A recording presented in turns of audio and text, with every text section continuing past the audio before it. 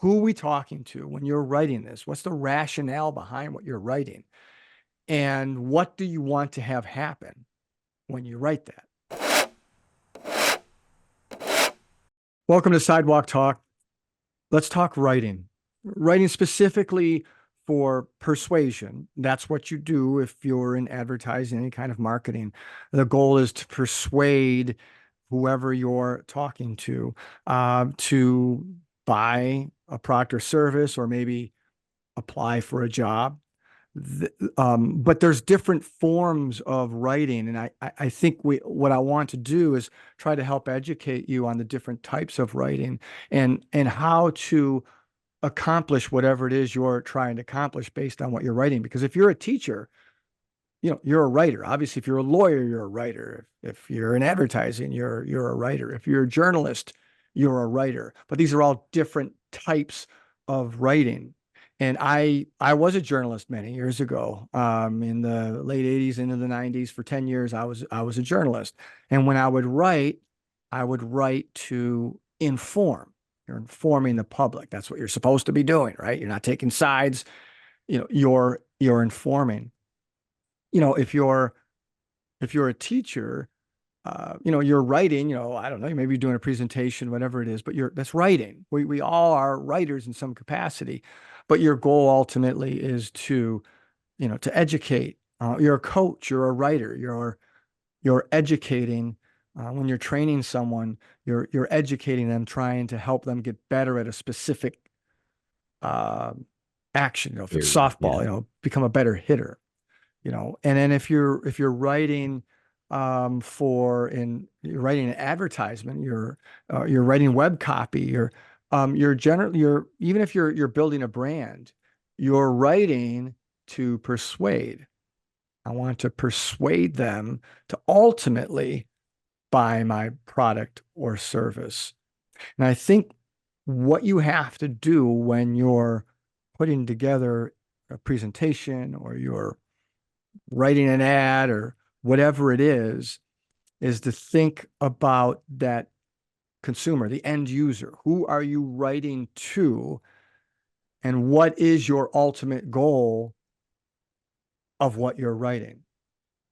So Yeah. again, when I was writing, I was a sportscaster. I did other things too, but I was writing to teach them, or not teach them. I was writing to inform them on whatever was happening in their world of sports. Or if it was a news uh, particular story that I was covering, which didn't happen too often, but it would be to inform them on this particular election, whatever it was. And so that's where I think, and we're trying to help here, anyone that's involved in writing, which is think about different careers. I mean, there's a lot of writing. I think people think I'm not a writer, I'm an engineer. You're a writer. If you're a student, well, you better be a writer if you're a Yeah. You're student, right? nonstop reading. That's trouble if you're not writing as a student. But there's very few positions or jobs or things that you do that you're not writing, you know. And writing could be putting together a presentation, right? The old days of PowerPoint, whatever software you're using, putting a presentation together, that is writing. And I think if you can just think about, who am I talking to? What is my objective? And I also think when writing, we go back when we're editing each other's copy or our own copy for whatever we're writing. And when we write, most of the time is to persuade. Most of our writing is to persuade. But Yeah. we always go back and we're like, that was a good line, whatever it was. But maybe we should not use it because it's not accomplishing the ultimate goal, or it's not written towards the person we're trying to communicate with. So what really helps when writing is when you narrow it down and you're saying, who am I communicating with? And make it one person. Identify who she is, identify who he is, and write to that person like you're having that one-on-one communication. Because whether you're informing, educating, entertainment, comedians are writers, you know, think about that person you're writing to and the ultimate goal of what you want to have happen when you're writing. So if you're a marketer, if you're an ad writer and you're writing creative, we in our business we call it who's the target audience, but who is he or she, and what do you want that person to do after consuming this piece of content or this ad? And for us, most of the time, it's, well, I want them to ultimately to buy the product or service that we're pitching on behalf of our clients. Right. Yeah, I Should think always be a call to action. go ahead. Sorry, Tim. Go No, ahead. you're I good. didn't mean to interrupt you. Go ahead. I just want to double down on what Steve was saying in that, uh, in the 6 months I've been here, finding out how to write to the end user is probably the most important part. Um, I always will default to try to be like funny or entertaining, but a perfect example is I wanted to make like almost a This Is Sports Center bit for one of our clients, Crosspoint. Um, and they specialize in, you know, patients that have phobia and waiting room phobia. And they try to create a calming environment for them. And after we talked it over, she was kind of blunt with me saying, I don't think this kind of goofy idea really fits the market audience that we're trying to attract. And when she put it like that, is, you think, okay, you're right. You don't take the humor approach to this, even though I always want to. I still think it's a good idea. But you want to make sure that, the people that I'm writing this copy for are people that are terrified of the dentist. They don't want to be joking around while they're there. They want to just know that they can get there, get in, get out, and they know that they have taken care of their dental health for however long, and then they don't have to worry about it. So I do think that knowing your audience and how to write to them, how they're going to receive the information, how they're going to analyze it, is really one of the most important things I've learned when starting to write for different companies, different clients, and even writing on my own. Just trying to always know who's going to be reading it is so key. That's a great example because it is a funny bit. It would have been really funny. And, I don't have a fear of the dentist, so it's hard. You have to try to Hmm. put yourself in their shoes, Yeah. and who can help you get there better than the dentist who can help you understand. You don't understand these people, not this, they're terrified. This isn't Yeah. funny to them. Yeah, it's Right. a funny bit, but know your audience. And Hmm. it was great when she pointed that out. It was great because we are going on our creative. This is gonna be awesome. It's going to be really funny. It's going to be great. Uh, but it could be a turnoff for someone who's got a Yeah. phobia saying, man, I'm embarrassed by this or whatever. I even though they shouldn't be, but it's like, I don't, if you think this is funny, Yeah. This is something that they yeah, struggle with. We shouldn't be laughing at yeah, it. right. As we laugh. That's a Yes. Yeah. perfect example of like being on the outside, right? Because there's obviously a lot of power when you're on the outside and you can have a better idea of the perception, when you're trying to act as a community member, or maybe you already are a community member, meaning you're, a patient there. But if you lack that, fear or phobia, which is a big target market for them, right? Because Dr. Kelly just has that natural ability to calm people down. Without us having that fear, it's very hard to understand it from that perspective. Right. So that's just kind of like a rare example, right? Because Yeah. it's so not that it's niche, but it's just all three of us don't have a fear of the dentist. Whereas if we had somebody that was afraid, they probably would have been able to kind of halt that idea and be like, hey, listen, I'm afraid of the dentist. And yeah, it's Right. not that funny. So it's again, it comes down to perspective. If you're Mhm. not in that position, it's tough. But as marketers, that's our job. We have to be able to figure out what it's like from that perspective. And if you've never had that fear, how can you mimic that? It was just like one of those lessons learned, having to hear from the client because we're not on the inside. So it was a Yeah. cool learning experience, You know, also, and not that this is what we're focused on today, but it is a great example of how we have a collaborative philosophy. So the one thing we'll say to our clients is, yeah, we can't do this without you. Now, Right. you need especially research time and identifying the position and the perspective, perception of the marketplace and where we can take the brand.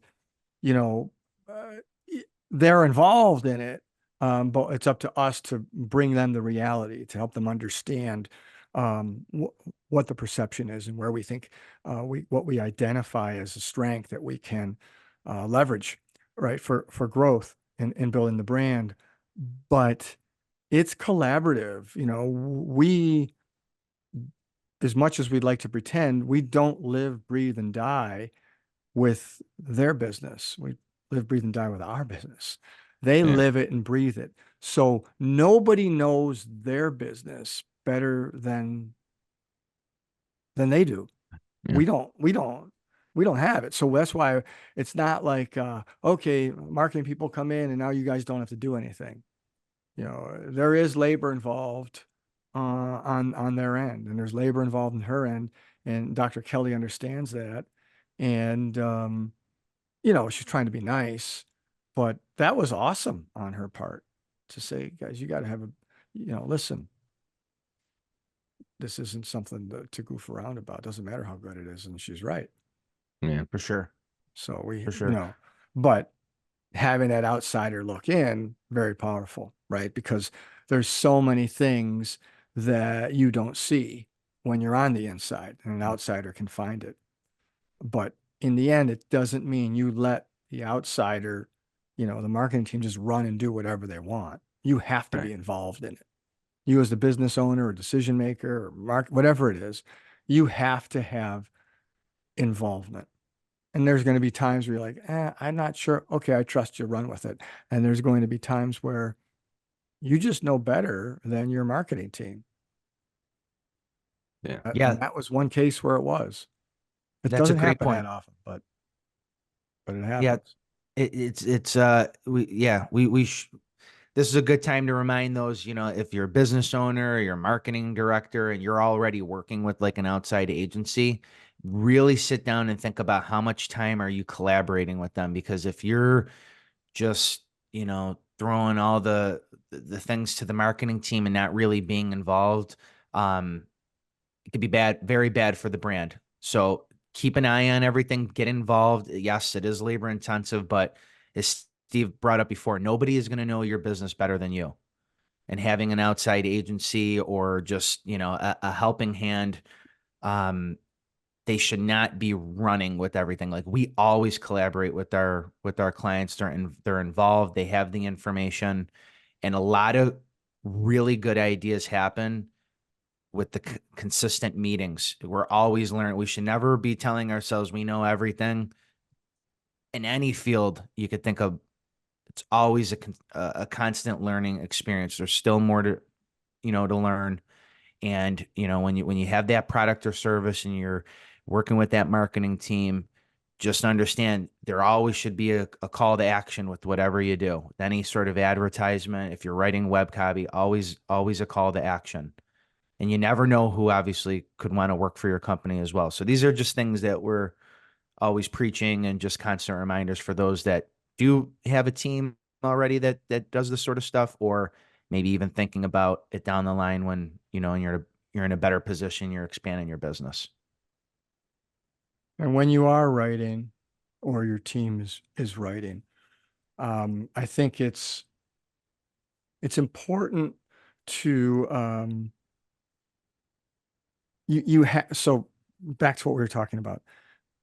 Just make sure I want to touch on this again because I think it's overlooked. I'm trying to remember what you said there, Jamie, that really touched me. You said it can really that's right when you said it can be really bad for the brand, right? How did you position that again? Because that helped me out Well, here. when you're just You not involved in the Yeah, that's it. process. When you're not, yeah, right. So same with when you're thanks. Same with when you're writing, all right, or they're writing, whoever's writing. When we write something, we do all the writing. Say when we're writing, when we make videos that we're writing, it might not be an ad, but it's a video that's going to go on the website, for example. It's content on the website or a social video or something. We write it, but we still want the client involved. I don't want them just to let us run loose. Well, we want our clients give us that freedom. And what do you guys think? And we run with it, but we'll always present it back because it could be bad for the brand. We might not, we have a manufacturer, and what if the video shows something that shouldn't be shown as proprietary or whatever? So I think the client always needs to be involved, and that's where that collaboration is. And I guess our point of this particular podcast is whether you're writing or someone else is writing, be involved, but challenge the writer or yourself to know who they're writing to and what they're trying to accomplish. Because if it's left alone, that could damage that brand. Because if they write something because they think it's really funny, remember we talk about the 6 steps, and one of them is to be consistent, right? Is what you're doing when you're building your brand, is what you're doing consistent with your brand message? It might be really good. It might be great and lead to short-term revenue or whatever. But in the long run, is this going to be good for you and your brand? Because if it's not, don't do it. And same with writing. Make sure we know who are we writing to, or who are we talking to, and what are we trying to accomplish? In our case, it's to persuade them, to get them to do what we want them to do, which is to buy the product or service, or to, in the case of retention and recruitment, to continue to work where they're working if we want to retain. And recruitment is to get somebody to apply for a job. That's all persuasion. It's persuasive writing. And it's really important to understand that you don't have to be a great writer to understand what writing is, and what you have to know what your end goal is and who you're talking to. Those are the 2 things. Know who you're talking to and what do you want to have happen. So if someone else is writing for you, you can challenge them, okay, this is really good. Who are we talking to when you're writing this? What's the rationale behind what you're writing? And what do you want to have happen when you write that? Because if it's not on target or on brand, it can be dangerous. Yeah. And like, ultimately we want, our audience or our, potential customers to give us a shot, whether it's a product or service, we're selling. But even before that, like there can be multiple steps, right? Because they might not be ready to buy at the time, or they don't, see a fit for the service at this time. So like when we're doing these things, whether it's on social or website, there's always a call to action. And I'm going to throw it to Tim with billboards in a second, but like when they see that message, what do you want them to do? Do you want them to go back to the website to see more of the employee spotlight so they have a better idea of what the culture is like at the place that they're looking at? Do you want to get them to research a little bit more about the specific service so that they're informed, right? Like not only have they been persuaded to go to the website because they saw this ad, but they're now informed on, this particular service, whether it's healthcare, whatever you could think of, any industry. But these are these like little steps that we're kind of holding the hand of that end user through the, buying journey, because a lot of it's timing, right? If they don't need you right now, that doesn't mean that they're not going to think of you later. If you've had a really good journey with the advertisements that they've been consuming, or not even just advertisements, but just experiences in general, people sharing, their thoughts, whether it's a conversation at the grocery store, reviews online, it really all adds up. It's not just one thing that makes this happen for somebody that they're automatically persuaded and now they're a customer of yours. It's an entire journey. And it's our job as marketers to hold that person's hand and guide them. Yeah, I mean, the goal of marketing is to be on top of mind when the customer's ready to buy, because they're not always ready to buy. One thing I think is important when we talk a lot about audience, um, when you do figure out your audience and you're finding ways to communicate to them, you have to capitalize on that as well. Because if you do have their attention, you can't just be like, oh, we're throwing stuff at these guys. That's who are looking to get stuff too. No, you have to have an effective message once you get that audience to make sure that they're going to think of you and they're going to buy. Um, I think a lot of times people they'll consider, all right, I have a product that I want to sell to college kids. So I want to put a billboard up in front of all the colleges and I want to, you know, do a radio ad on whoever's playing the most popular music at the time. Okay, you know where your audience is, but what are you going to tell them? What are you going to do to get them, now that you have their attention, to come to your business or buy your product? I think communicate, how you communicate and why you're communicating to them is very important. Totally. Tim, I wanted to kind of talk about the billboards a second. So like, Yeah. you know what, one of the things I noticed when I was in Cleveland, I saw this billboard and it was like a very emotional message. It was something about like, accidents that happened during birth. And it was like this guy like pointing. Okay. It looked like he was just looking at the people.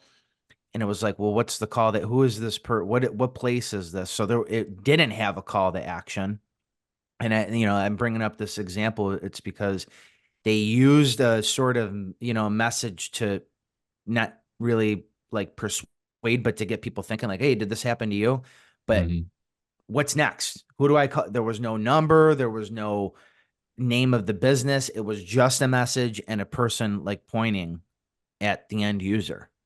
So it's like, kind of talk about like the importance of like with these messages on a billboard, you only have a short amount of time, so many words, but it's still very important to have that like, call to action so that people Yes. have a more informed, idea of what it's about. So there's kind of two trains of thought. Um, at least I was taught that by, his name is Todd. He's like one of the best salesmen in the country with billboards. The two trains of thought would either be a call to action or to inform. So I do think there's a lot of time where a government or a branch of government will get some money. Um, a perfect example is you'll see billboards for Narcan, you know, or smoke detectors or lead poisoning in paint. Sometimes they just have to get that message out there rather than make them see, oh, poisoning and lead paint. I gotta check all the paint in my house. It's more so you need to just get the stuff out there to make sure people are understanding that these are things. And, there's not always necessarily going to be a direct result from that. But if you can inform someone about, lead paint being poisonous, and you hear your buddy talking about something like that, well, then you can spread the message and spread the word. It's a pretty effective tool just to get information out there. Um, but I do agree a lot of the times when, and on our end is, yeah, we have to have call to actions because we are writing to persuade. And like Steve was saying in the beginning, it's almost, there's billboards that inform like writing, and then there's billboards to persuade like writing. And I always tried to do a billboard to entertain like writing, but what are we going to do?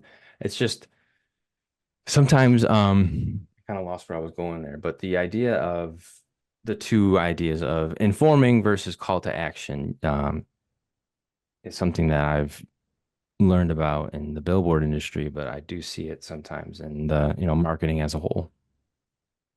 I understand what you're saying about informing on the billboard when it comes to advertising. This is where it could be semantics. I see that as more Mhm. educational, not informing, Ah, okay. like the lead Yeah. paint. Um, because I do think that's a persuasive angle. Okay, Okay. so you might be educating. Okay, I'm educating you. Lead paint is bad. Well, then I do want you to say, "Oh, I got to get my walls checked. Is that, or is there asbestos in my whatever? If it's an asbestos." So that is a persuasive way of writing. Okay. Is I'm, what was it doesn't always work. What was the one in, what was the drugs? This is your brain. This is your brain on drugs. It was the frying pan. You Oh, guys are pretty oh young, but yeah. um, so that was an educational piece using emotion to persuade. Mhm. Okay, so and I can, Jamie, the call to action thing. I mean, let's take the heat wave ads. We do a lot of radio with heat wave. What's the call to action in those? So I mean, there it's isn't kind of one. different every time. Well, yeah, I mean, it depends It's because because, it's well the call to so it depends on what the definition of call to action is. In the old days, it's you gotta say to them, you have to do this. hmm Well, there is no direct call to action in those ads. It's inferred. Okay. So Mm. I think that um, that is something that is taught that is somewhat misguided. Okay. So hmm of course we want people, if they're going to get a new furnace, to call heat wave heating and cooling. That's the idea of the ad. We are yeah. persuading them to feel better about these great people and the services that they provide. But we really don't tell them you must call us. That's in the old days what they would say is the call to action, and they're still teaching that. hmm Here is your phone number. I don't need a phone number. I can Google the phone number. I can figure hmm things out. Okay. Mhm. So everything that we do, when we're trying to persuade, when we utilize emotion to persuade and the power of sound to persuade, or any kind of writing that we're doing, that's all a call to action. So Yeah. it depends on what you mean by call to action. If you're talking Mm. about we must have a call to action, you must go here, you must do this, and we have to say it, I disagree with that. hmm You infer it. It is in the message and connecting with people. So in that campaign that you saw in Cleveland, obviously I didn't see it, but we don't know what that campaign is. Right. We don't know what else they're doing or what was there a month before. Or maybe it was there were 4 billboards in a row on that road, and the other 3 have expired, and this one's just staying over because they haven't resold it yet. We really don't know hmm the idea of the campaign. So it's hard to judge a campaign when you know how it is. A lot of times things change a million times. We maybe sometimes the ultimate goal of what we're doing is actually internal within the business that we're working with. We're doing this one thing. It's like, why are we doing this particular video? We'll make a video for someone. It just We just talked about it when we were talking about the client. It was a great video that you produced. What good is that video going to do? I think it has some external meaning, like other people. It could be like, hey, that's a really good recruitment. I think it's more internal. The mm main reason we do that video is because internally it made everyone feel good. And when Right. they feel good about where they're working. They feel good about their coworkers. They feel good about their peers. They do better work. Ultimately, they do better work. It will make customers more satisfied, who will tell other people, and ultimately, they'll get more new business. So it alter, but all so everything we're always doing is the end. So we didn't say in that video, hey, call us for us to hire you or for you to Mm. hire us. We didn't say no. It's all inferred, like, or come work here. This is a great place to work. Did you say that in that video you made? You didn't say that. It's inferred. Look at this. These people are awesome. It's a technology company. This one video you just did, it's a technology video or a technology company, and they're being very human. And it's really a good video. And it just shows how cool of a place it is to work here. In that video, did you have a voiceover guy say, this is a cool place to work here and you should work here too? No, yeah. it's Yeah. inferred by just showing authenticity, by showing Yes. the real thing that's happening at that business. and how you are giving people on the outside a feel for what's it like to work there. And two things can happen with that. I could be a technology person, say, I'd like to work there. I could have a relative or a friend that's a technology person, and they could say, you should check that place out. Seems really cool, you know? Yeah. Or I could say, I like the way that looks like a good group of people. I trust them. I feel good about them. Let's look into hiring them to handle, our cybersecurity or whatever it is. I trust So them. I Trust them. trust them. Yeah, I trust them. Let me ask you this, Steve, because you're yeah. bringing up really good points. For there to be a call to action, do you believe that it needs to be specifically said, or can it be inferred through an indirect communication? So like you bringing up, we're not telling them to apply for a job here because it's looks like a cool place to work, but just by the act of showing them, in my opinion, is a call to action because they're seeing it, they're feeling it, they're hearing, the people's voices. And really what we're asking is think of us when you're in this position. If you're looking for a new job, if you're looking for a new technique, we're not saying, call or email us right now. We're just saying, think of us without actually Without saying it. saying it. Yeah. Yeah. So it's pretty much what we've exposed here is our philosophy for everything that we do. Authenticity. Yes. Okay. We utilize sound, but authenticity, authentic storytelling. That is how we get people to do what we want them to do. And that is writing for persuasion, right? So we Yeah. create whatever we're creating, whether it's website copy or a video or any kind of audio, we're being authentic. We're writing we're first person, right? Not third person when we're Yeah. writing actual copy. But think about the spotlight videos that we make for Goose Creek Rural Fire Department in South Carolina. All right. Are we telling people directly you should volunteer here when we do those videos?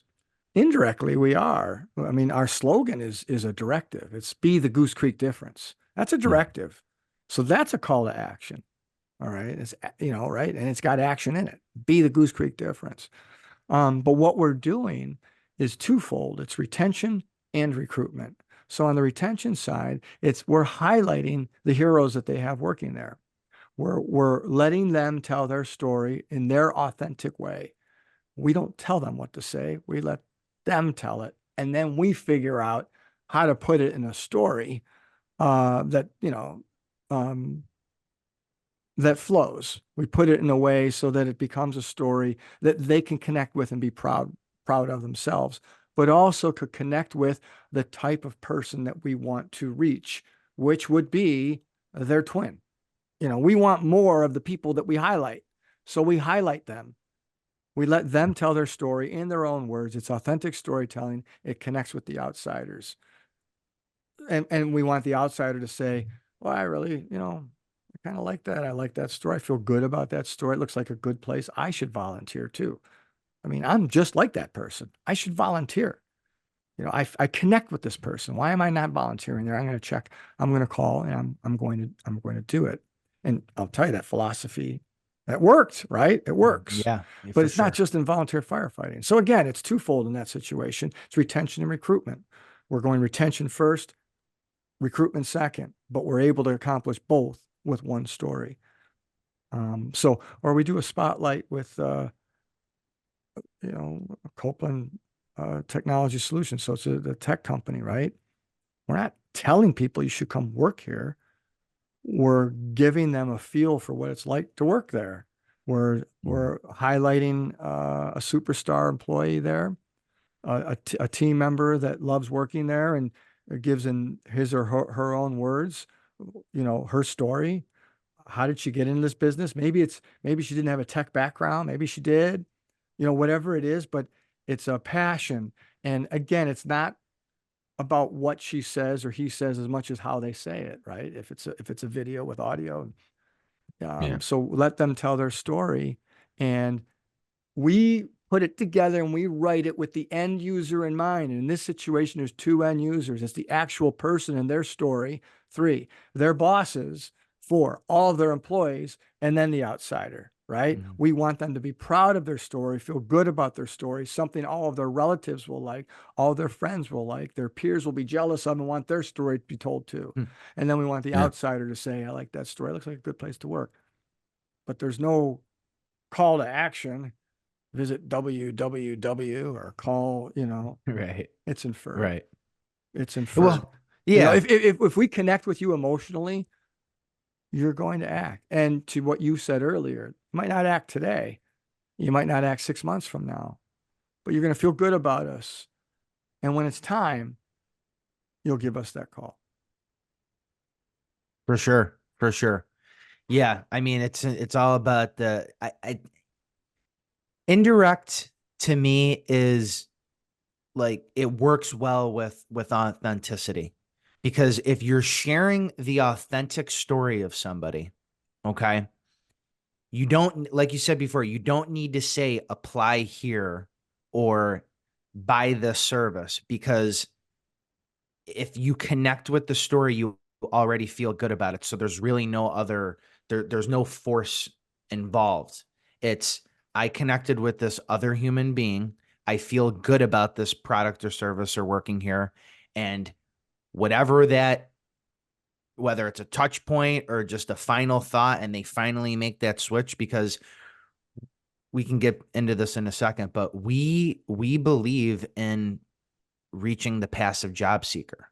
We're not like very focused on just getting anybody and everybody. And I'm sure there's good people out there that just are in a bad position or whatever, and they're actively looking for a job. But ultimately, the best candidates are already working at another company, and through authentic storytelling and the strategy of putting videos on the website and social and email communication, whatever it is that under the umbrella of the employer brand, we are trying to reach that person who's a superstar already at the company. And we're asking them indirectly to give us a shot with ours, whether that's applying or emailing the owner of the company or just somebody that already works there. But we're just asking to give a shot without, saying it. It's like, it's indirect. And circling back to writing. Okay. So again, the person that we're highlighting, if we're highlighting a person, they're creating the story. They are the subject of the story, and we can't write that for them. They have to tell us their story. We have to write it once we have the information. And so when we're writing to persuade. So we're keeping in mind who we're writing for. And there are some situations where it's more important that we're writing for the person themselves, or when we say internal, or it's more important externally. In this situation, maybe we want to use it for a recruitment tool, or we're trying to sell something. But it's, who is that person? Okay. And what are we using to get there? How are we getting there? We want to persuade. So we're going to write to persuade. And what's the best way? And so again, it's writing, even though in this situation it's a video. We're still writing how we're going to put that video together. And we're thinking about who we're talking to, the reason we're doing it. There's rationale behind everything when you're writing. You've got to have a rationale behind it. You don't just do it just to do it. Yeah. And just to recap what we mean by writing again, we are writing literally the time codes, the best sound bites, going through footage, because we're not, telling the person that we're interviewing what to say. We're trying to get it out of them when we're asking these specific questions and getting the story out of them, which is an art form. Okay. Once they say what they say through our conversation, we go through the footage and we write the time code, meaning at what specific time, what did they say? And we take the best sound bites and put a story together through that. And there's an art to that. So that's what we mean by writing. We're literally writing down the time codes, what they're saying, and through the art of storytelling and scripting, we will come up with a story from a half-hour conversation that could be a couple of minutes long. That's what we mean by writing. And the point is whether you're writing if for video, for sound bites and creating a story, or you're writing web copy or brochures or whatever it is, social media, know what you're trying to accomplish and who you're talking to. You have to think that way, because if you think about who you're talking to and ultimately what you want to have happen, it will adjust to what you write. It might adjust what sound bites you use or what order you use them in or what copy you write. Got to think about who you're writing for and what you ultimately want to have happen.